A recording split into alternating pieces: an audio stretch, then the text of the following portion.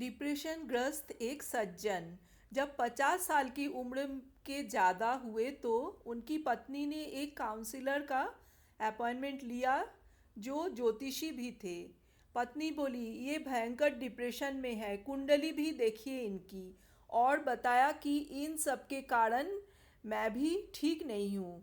ज्योतिषी ने कुंडली देखी, सब सही पाया। अब उन्होंने काउंसलिंग शुरू की, कुछ पर्सनल बातें भी पूछी और सज्जन की पत्नी को बाहर बैठने को कहा। सज्जन बोलते गए, बहुत परेशान हूँ, चिंताओं में दबा हुआ हूँ।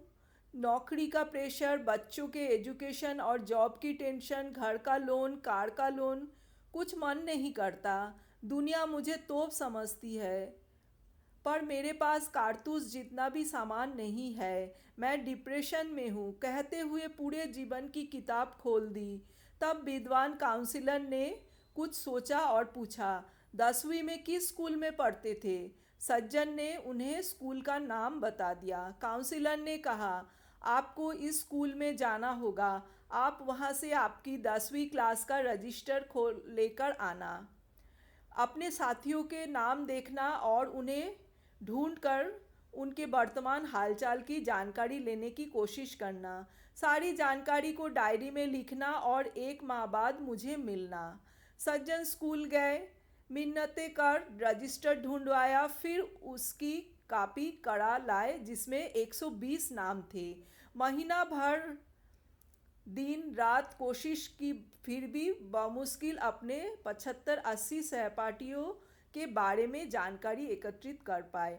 आश्चर्य, उनमें से 20 लोग मर चुके थे, 7 विधुर और 13 तलाकशुदा थे। 10 नशेड़ी निकले जो बात करने के भी लायक नहीं है। कुछ का पता ही नहीं चला कि अब वो कहाँ है। 5 इतने गरीब निकले कि पूछो मत।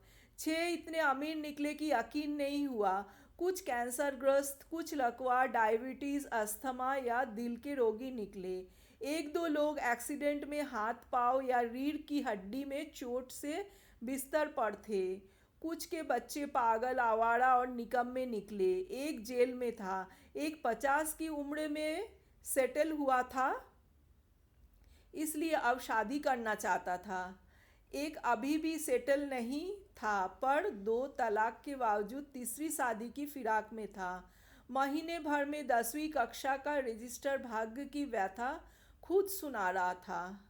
काउंसलर ने पूछा, अब बताओ डिप्रेशन कैसा है? इन सज्जन को समझ आ गया कि उसे कोई बीमारी नहीं है। वो भूखा नहीं मर रहा है, दिमाग एकदम सही है। कचहरी, पुलिस, वकीलों से उसका पाला नहीं पड़ा।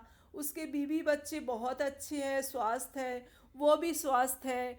डॉक्टर, अस्पताल से पाला नहीं पड़ा। सज्जन को महसूस हुआ कि दुनिया में वाकई बहुत दुख है और मैं बहुत सुखी और भाग्यशाली हूँ।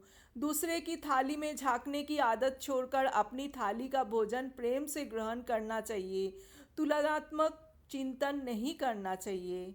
सबका अपना प्रारब्ध होता है, और फिर भी आपको लगता है कि आप डिप्रेशन में हैं तो आप भी अपने स्कूल जाकर 10वीं कक्षा का रजिस्टर ले आए और देखें।